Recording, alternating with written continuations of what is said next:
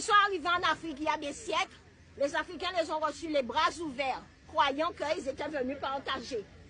Et quelques années plus tard, on a eu quoi? L'esclavage. Et ils nous ont fait quoi en quoi? Nos fermes, nos frères, nos mères nous ont vendus. D'accord? Des années ont passé.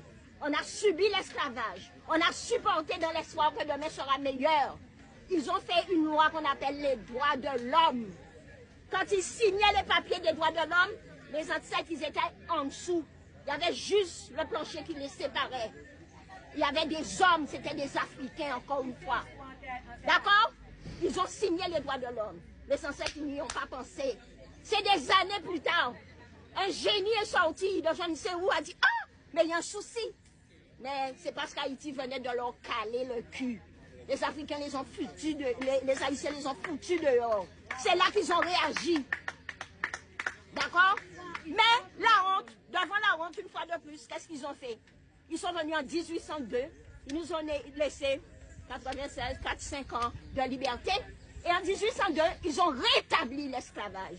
Parce qu'ils ont eu la honte de leur vie. Des hommes avec des machettes, des pics, avaient foutu Napoléon, plus grand armée du monde, ils avaient fait foutre le camp. D'accord? Pour punir le peuple haïtien qui pensait être des hommes comme tous les hommes, car ils étaient des hommes comme tous les hommes, on les a obligés à payer le droit à la liberté pendant des années pour appauvrir ce pays. Rappelez-vous qu'en 1945, qu'est-ce qui fait la force des Juifs? C'est la dette. On donne de l'argent aux Juifs. C'est ce qui permet qu'aujourd'hui les Juifs sont rois. D'accord? Mais les Haïtiens, c'était des choses. Ils ne valaient rien. C'était de la merde, ces hommes. Pourquoi? La pigmentation de la peau. D'accord? Et donc les Haïtiens, ils ont supporté, ils ont supporté. Ils ont rétabli l'esclavage en 1802. On s'est battu. Nos parents ont fait comme ils pouvaient. 1848 est arrivé. C'est parce que nous nous sommes battus que nous avons été libérés. Qu'est-ce qu'ils nous ont appris? Surtout, mettez le genou par terre et chantez grâce à Cher, qui libérait la Guadeloupe. Et on a répété ça des années en nous faisant croire, tout simplement, que effectivement c'était un blanc qui nous avait libérés. Et après, pendant la période où tu es libre, qu'est-ce qu'on fait? Pendant la période où tu es libre, on vient de signer que tu es libre. Si jamais on te prenait assis sur le bord du chemin, on te remettait en esclavage alors qu'on avait signé l'abolition de l'esclavage en 1848. L'histoire de France. Si on te prenait, on te disait, vous habitez où? Un esclave qui vient de quitter la plantation. Il n'a pas de maison. Il n'a pas de lieu de vie. Eh bien, qu'est-ce qu'on lui disait? Tu retournes pendant 7 ans sous la plantation. Alors, ils ont signé l'abolition de l'esclavage. Cet homme, pendant 7 ans, restait trimé pour encore ce peuple français. Pour rien. C'est l'histoire de France. D'accord? Ensuite, les Allemands arrivent. Ensuite, la période de 1915 arrive. Les Allemands enlèvent les Français. Notre cœur, on n'a pas. C'est notre cœur qui bat. C'est toujours ça. Qu'est-ce qu'on fait? On rentre en dissidence. On prend des canaux, on prend des bateaux et on va en France défendre la France. Mais où est le peuple français à ce moment-là? Il se cache dans les champs, il se cache dans les moulins. D'accord? Et ils se vendent entre eux. C'est l'histoire de France. Encore une fois, notre cœur. Qu'est-ce qui se passe? Les Africains arrivent et défendent la France.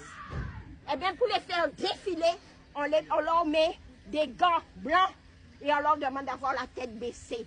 Parce qu'on ne veut pas que les gens sachent que c'était des Africains. Et des années plus tard, qu'est-ce qui se passe? Ils ne deviennent que de simples immigrés. On n'indemnise pas l'Afrique.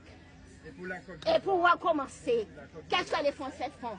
Ils se partagent avec le reste du monde l'Afrique et mettent ce pays au sol. Mais le pire, on nous a toujours fait croire que c'est les Allemands, les Italiens, tout ce que tu veux. Le maître de tout ce complot, c'est la France. En Kanaki, en Afrique, Azerbaïdjan est en train de leur foutre une raclée. Ils disent on va nous payer, on paye les Noirs, surtout dans les papiers Azerbaïdjan. Pourquoi? Parce que l'Azerbaïdjan est en train de leur foutre une raclée. La France est en train de dégringoler. Ça, c'est une réalité. À Kanaki, le député, il voulait pas. Qu'est-ce qui s'est passé avec Alain Lascal? Eh bien, de force, mon beau qui, pas même permitté, ici, il y a Sion Parcelle qui n'a rien à voir ici. Alors, il est à l'extérieur de l'hôtel.